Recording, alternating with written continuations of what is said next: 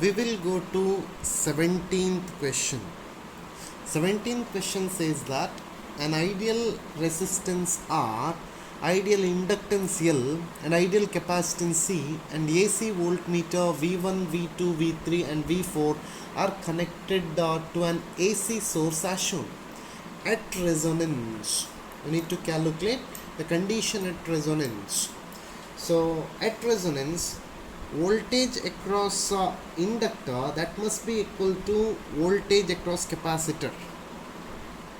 So reading in V2, that must be equal to reading in V3. Reading in V2, that must be equal to reading in V3. So option D is correct for 17th question. 18th question.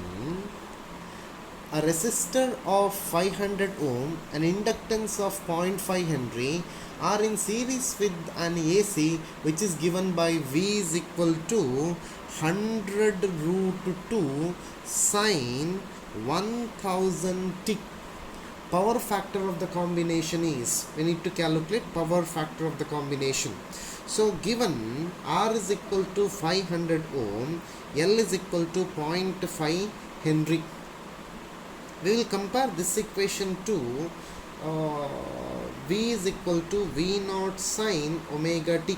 So we will get omega is equal to 1000. Am I right? Omega is equal to 1000.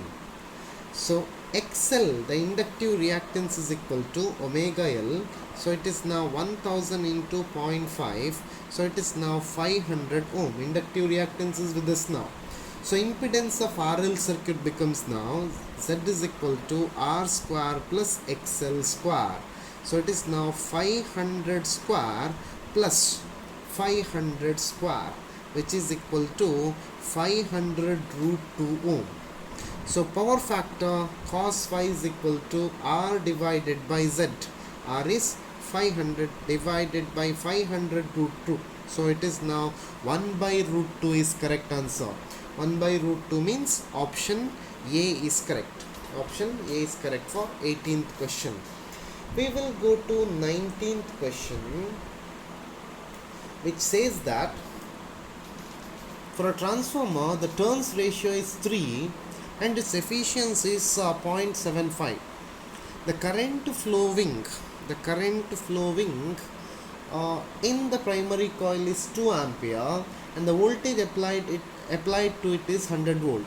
Then the voltage and current flowing in the secondary coil are respectively.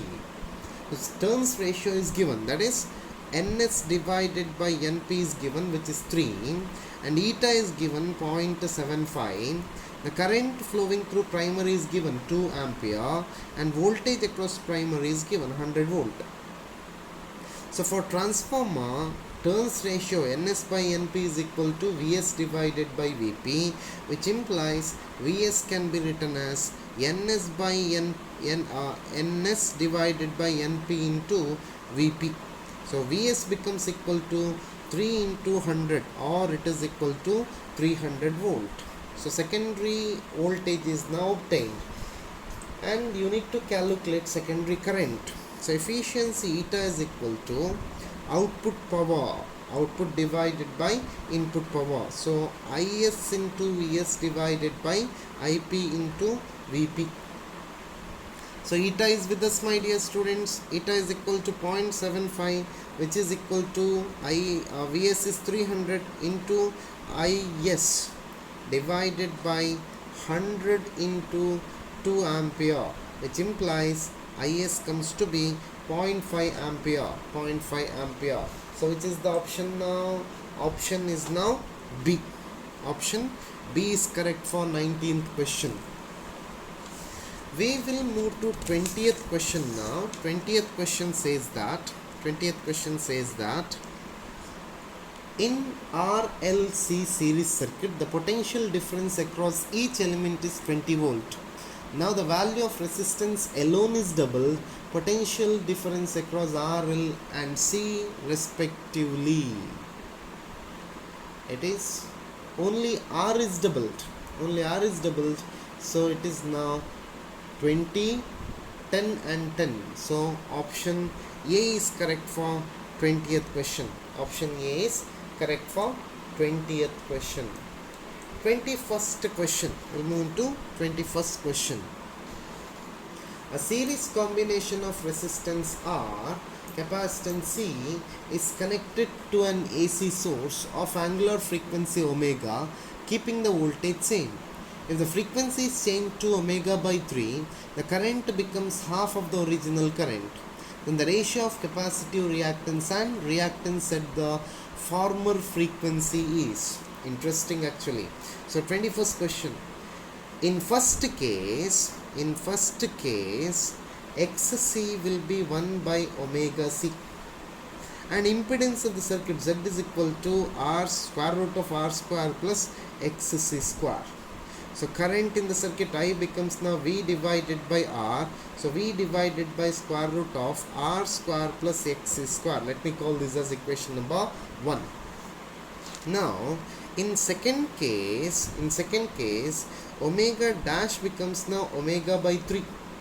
So capacitive reactance becomes now 1 by omega dash into C, or it is 1 by omega by 3 into C, or XC dash becomes now 3 by omega C, which is nothing but 3XC.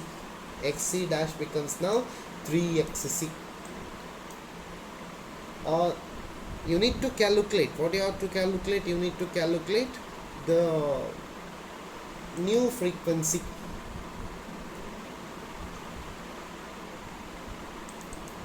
So it is now impedance. In this particular case, impedance can be calculated now. Z is equal to square root of R square plus XC dash whole square, or this is now Z is equal to square root of R square plus 3XC whole square. It is nothing but 9XC whole square. So current becomes now, current in the circuit becomes now I is equal to V divided by R, which is nothing but V divided by square root of R square plus 9XC whole square. Let me call this as equation number 2. So equation number 2, I'll come back here. Equation number 2 divided by equation number 1, which gives you V divided by square root of R square plus XC whole square into, it is multiplied by reciprocal, so R square plus 9XC square divided by V. V gets cancelled. So this is equal to now, you just simplify and get the answer. Answer is equal to root 0.6. It is now root 0.6. Just simplify, you will get the value. That is now root 0.6. So root 0.6 means option A is correct. Option A is correct for 21st question.